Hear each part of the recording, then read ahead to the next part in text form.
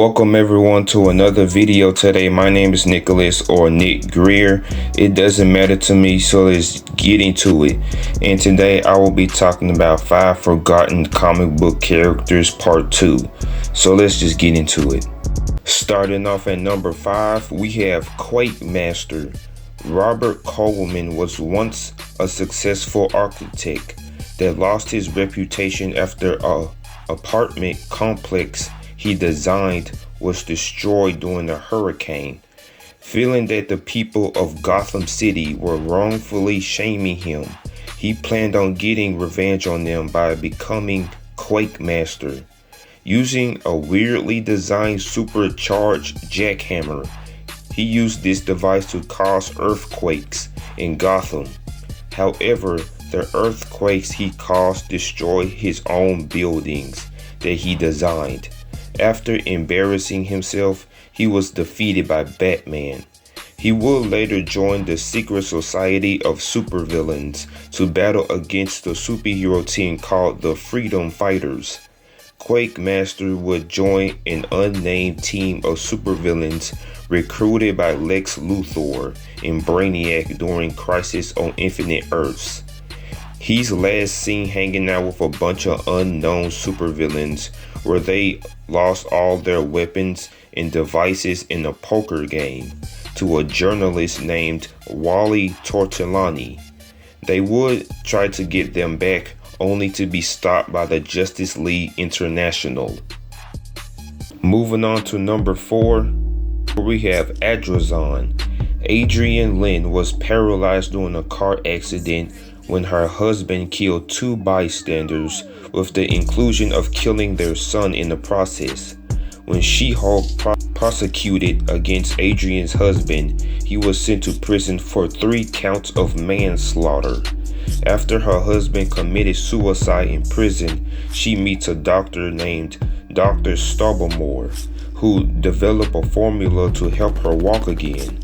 However, it only lasts for 30 minutes. So in order to make this formula last longer, she stole multitude of vials and drank so much of them to the point where she gained superhuman strength. Believing Jennifer Walters was responsible for her husband's death, she began to frame She-Hulk for crimes by impersonating her. Managing to knock out She-Hulk, she was sent to imprisonment. However, she ended up being released by the vigilante known as Nosferatu. Trying to reason with Adrien, this fails, and Adrien, now called Adrien, tries to kill her with an earth mover. Before this could happen, Adrien came to her senses and apologizes. She would retire afterwards. Moving on to number 3, we have the Grappler. Real name unknown. Grappler was just a small-time thief who had a passion for wrestling. Successfully fulfilling his career, he wasn't satisfied despite making a good amount of money. Planning on stealing some gold, he was stopped by She-Hulk and was sent to prison. When Grappler returns, he attempted to steal some files in a courtroom for whatever reason. During his crime time, he kidnapped She-Hulk's father and tries to escape when she arrived. Fortunately, his escape plan fails. Grappler is last seen at a bar with the fire-themed supervillain known as Firebrand. Moving on to number 2, we have Deep Blue. Deborah or Debbie Perkins is the half-sister of Aquaman. It was believed that her father was the Atlantean named Rhombus, who attacked Debbie's mother after she gave birth to Debbie. Fortunately, Debbie's mother teamed up with Aquaman alongside his brother, Ocean Master, and his father to defeat Rhombus.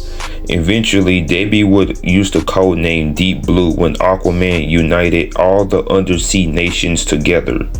She would become his ally and was kidnapped by Black Manta for a short period. This action alerted Rhombus, who nearly kills Debbie, and he would be defeated by Koryak, the son of Aquaman. Speaking of Koryak, Debbie would have a small romance with Koryak before his death in Infinite Crisis. Later on, Adrien reveals that Debbie is Aquaman's half-sister and revealed the fact that he's her actual father. Her current whereabouts are unknown. Finally, at number 1, we have the Spanker. Fred Havel was fired from his job as the headmaster of a private prep school for using excessive corporal punishment. Because of this, he became obsessed with punishing those who break the law. Donning a costume, he became the Spanker, and he would use spanking paddle boards to punish those who are worthy. Spanker would join the group called the Band of the Bland, a supervillain group that wants to gain publicity.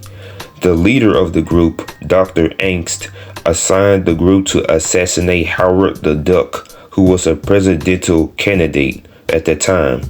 Fortunately, this assignment was a fail.